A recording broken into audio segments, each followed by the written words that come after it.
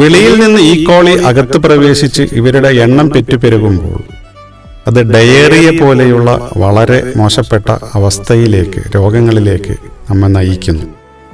അപ്പോൾ നമ്മുടെ കുടിവെള്ളം എന്ന് പറയുന്നത് ഇങ്ങനെ മലിനമായിരിക്കുന്ന അവസ്ഥയിൽ തികച്ചും തിളപ്പിച്ചാറിയ വെള്ളം മാത്രമേ കുടിക്കാവൂ എന്നുള്ളതാണ് ഇത്തരുണത്തിൽ ഓർമ്മിപ്പിക്കാനുള്ളത്.